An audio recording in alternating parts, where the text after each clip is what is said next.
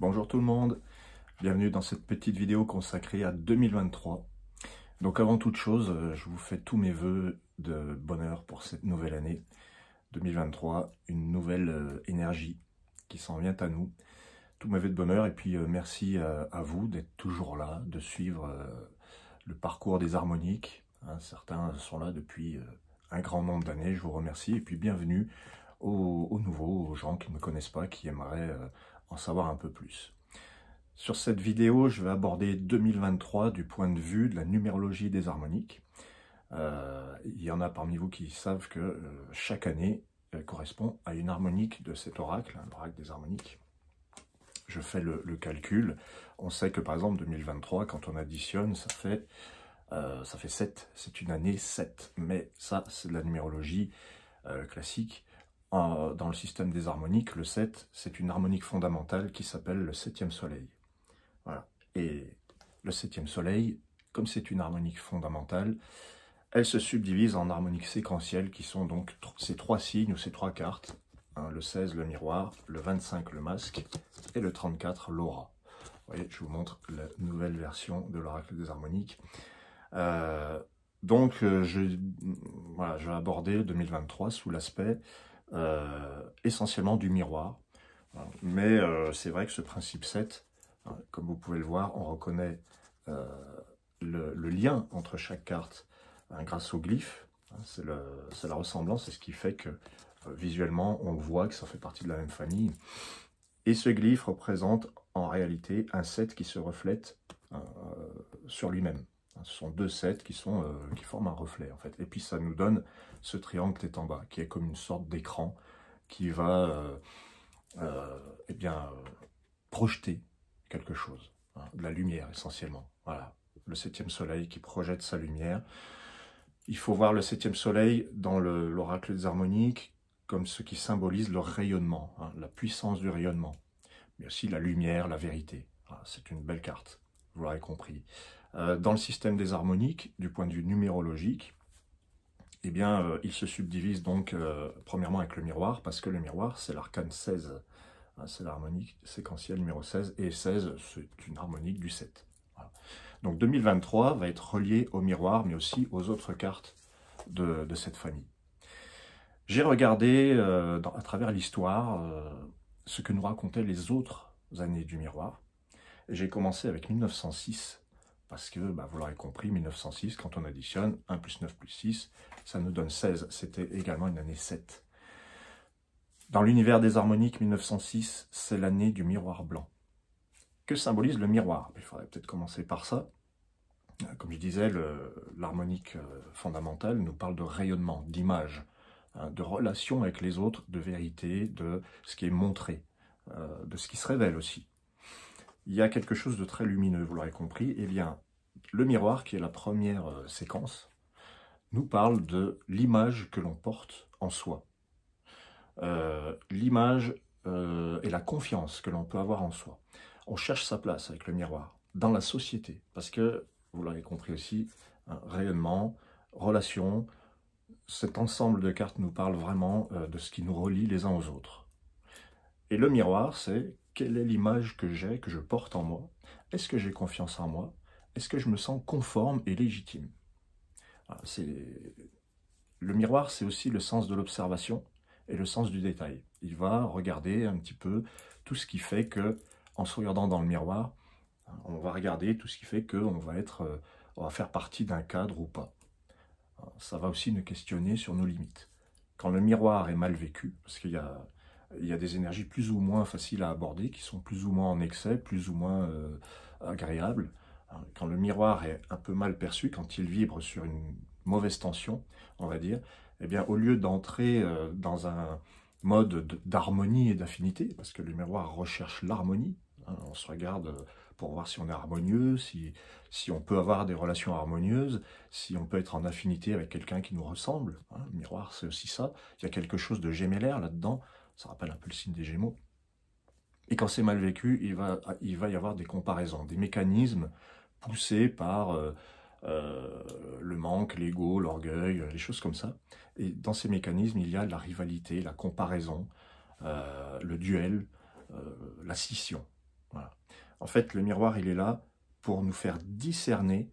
Hein, dans discerner, il y a quelque chose de l'ordre du découpage, on discerne, on sépare, il y a une séparation à faire, mais ce n'est pas dans un but de ségrégation, c'est dans un but de discerner, c'est-à-dire de reconnaître. Voilà.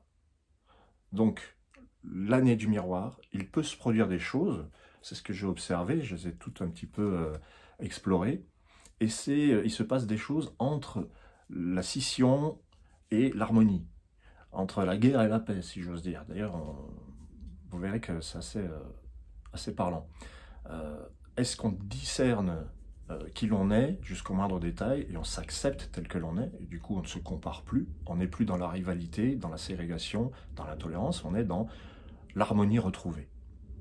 Et cette harmonie retrouvée, on ne la retrouve que par soi-même en fait, hein, parce qu'il y a une quête d'identité dans le miroir. Si dans votre thème harmonique, le miroir apparaît, il va nous parler de votre confiance, de la confiance que vous avez en vous, ou pas d'ailleurs.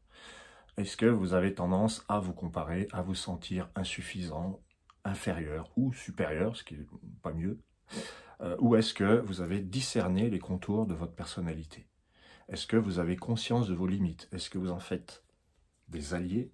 Ou est-ce que vous, en les connaissant, ces limites, est-ce que vous parvenez à les repousser, à les élargir? Ça nous parle de tout ça, le miroir. Alors, si vous êtes miroir ou ascendant miroir ou quête de vie miroir, ça, pour le savoir, vous pouvez me contacter. Vous pouvez demander votre thème harmonique de naissance, et là, vous en saurez beaucoup plus sur le miroir. Vous pouvez être dans l'année du miroir aussi, hein, au moment de votre anniversaire. Ça peut être intéressant, du coup. Ça peut être votre thème initiatique, ça peut être votre thème de couple, etc. Vous pourrez faire un tour sur le site pour en savoir davantage sur le miroir. Il n'y a pas que le miroir, je vous disais donc, on pourra s'attarder un tout petit peu sur le masque, qui lui ne parle pas de l'image qu'on porte, mais de celle qu'on revêt pour être en relation avec les autres. Le masque, c'est j'entre en relation. Le masque, c'est j'ai un rôle, une place, une fonction. Là, le miroir, à la limite, il montre qui il est. Enfin, il cherche qui il est, il cherche son image. Mais là, avec le masque, on va se montrer, on va jouer un rôle, on va avoir une posture. Et ça, c'est déterminant dans les relations. Et on va peut-être aussi même s'adapter.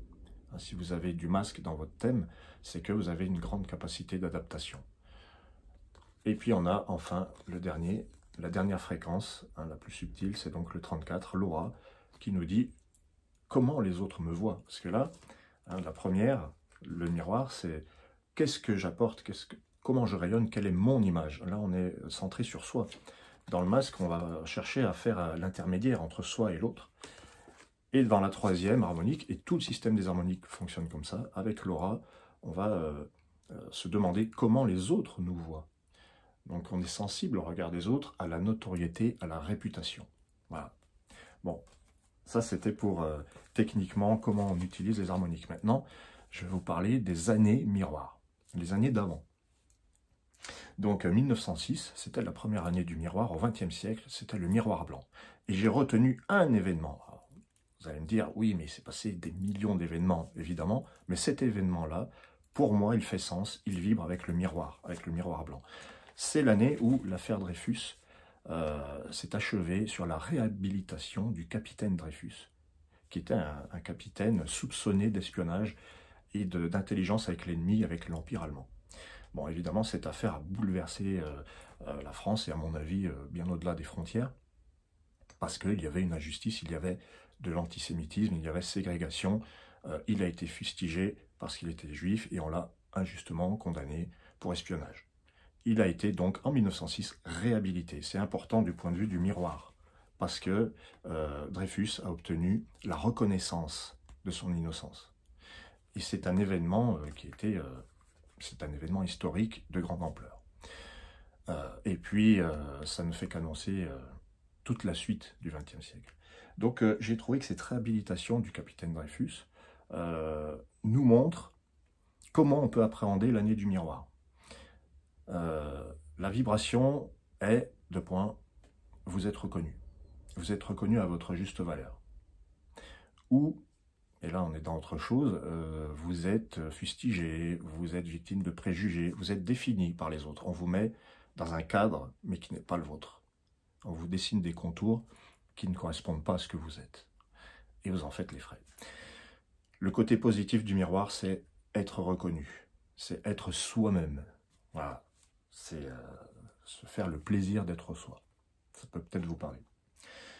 Bon, c'est une affaire qui a duré pendant 12 ans quand même. Hein. Et il y a eu une affaire donc de rivalité avec l'Allemagne.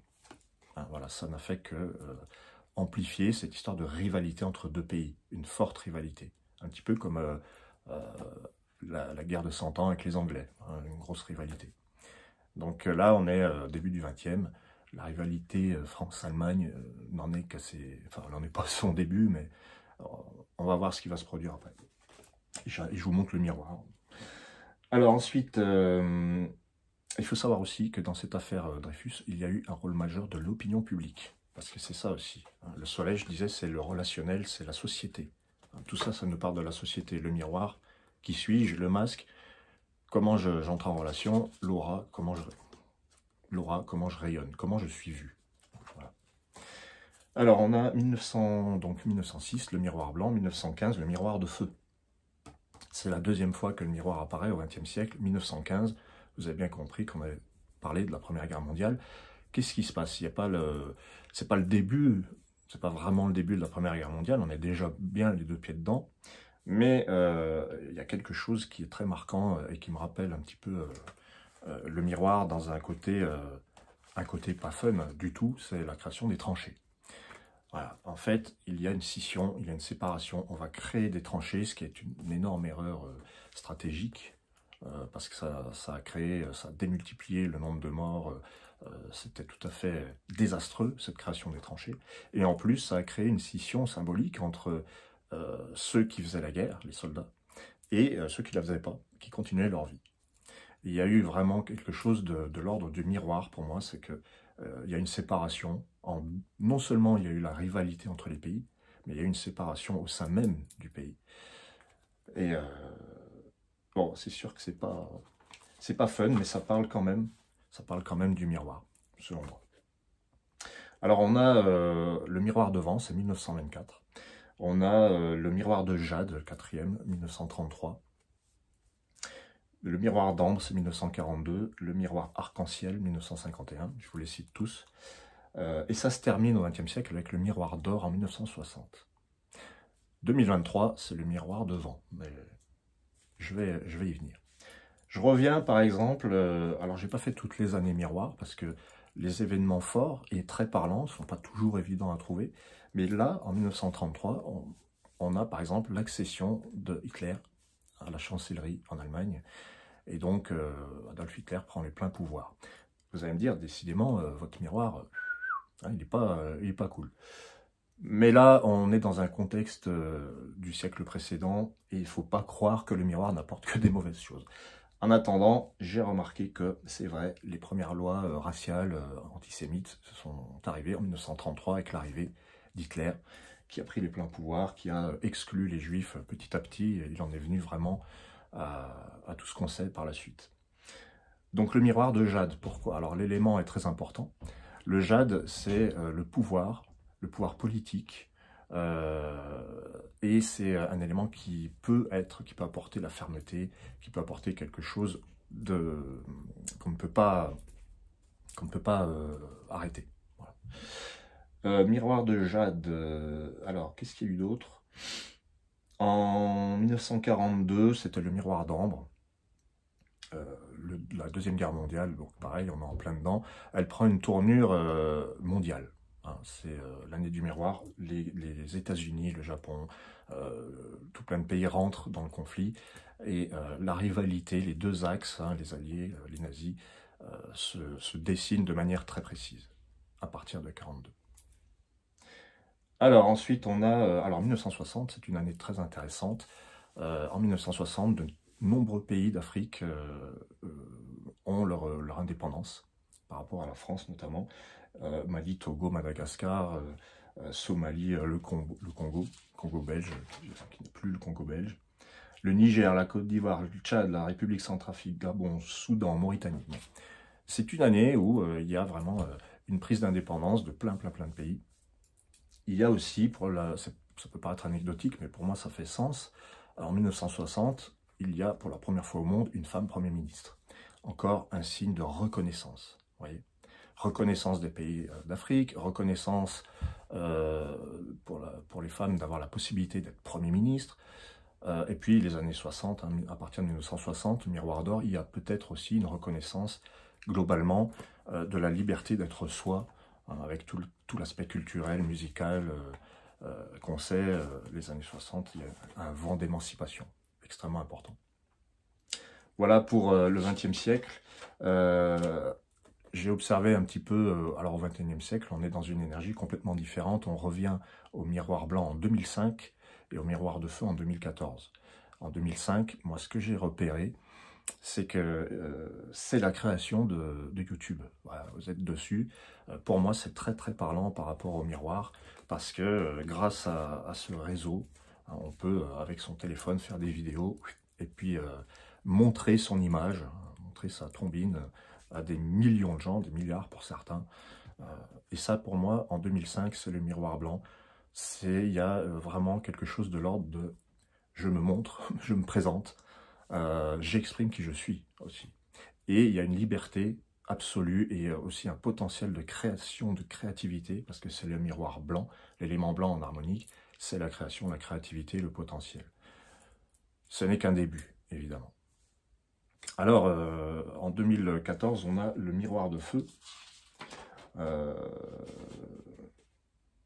miroir de feu, fort heureusement, ne s'est pas, vous voyez, c'est là où c'est encourageant, c'était pas non plus comme le miroir de feu de 1915.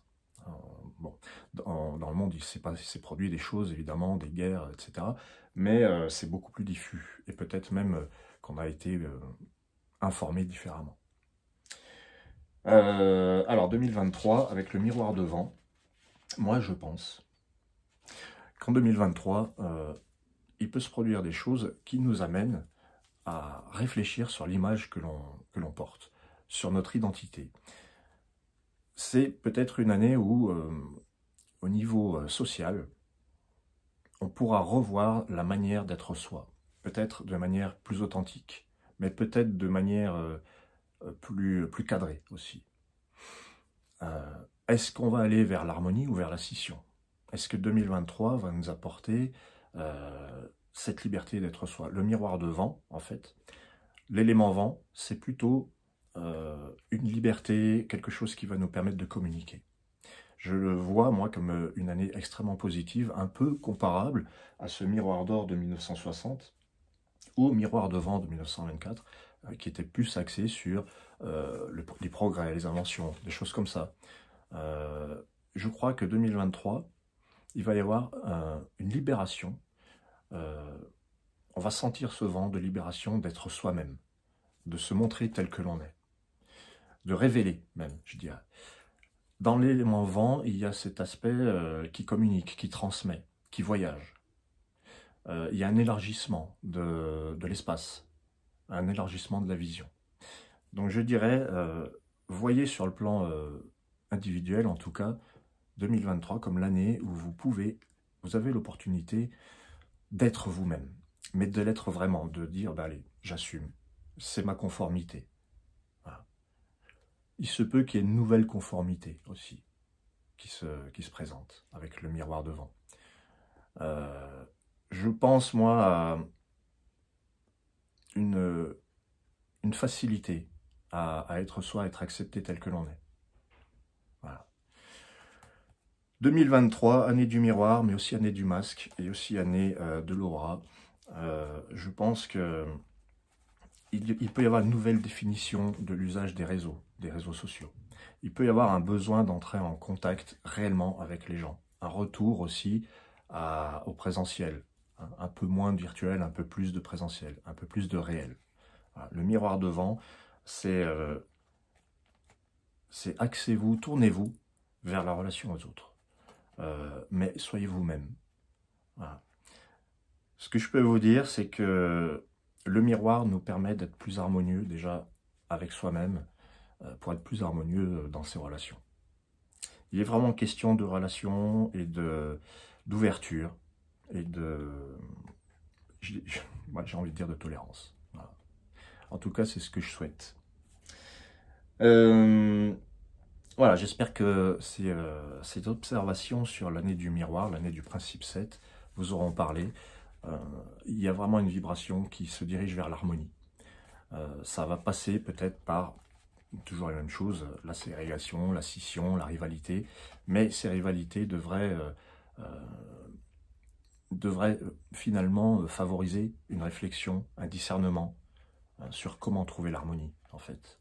Voilà. Une justice retrouvée. Ça peut passer par du conflit, mais la justice est retrouvée. Il y a la paix retrouvée. En tout cas, voilà, c'est ce que je perçois, c'est ce que je souhaite aussi, quelque part. Être soi-même, ça pourra devenir finalement juste normal. Alors, qu'est-ce que la norme? Encore une question très miroir. Être normal, c'est quoi? Voilà. Je vous souhaite le meilleur pour 2023. Je vous souhaite vraiment une très belle année. Et on se souvient que 2023, c'est l'année de la confiance. On ne se posera peut-être pas la question de la légitimité. On va peut-être réfléchir en termes d'harmonie. Et pour être harmonieux, eh bien, il faut faire des choix, prendre des décisions. Il faut dessiner les contours de sa vie. Avoir confiance, donc. Voilà. À très bientôt. Et surtout, profitons de cette vibration positive du 7e soleil, la lumière, la vérité, et pourquoi pas la beauté. Qu'est-ce qui est beau en nous? Moi, je me pose cette question aussi. L'harmonie, c'est la beauté. Voilà. À très vite. Ciao, ciao. Et encore une fois, tous mes vœux.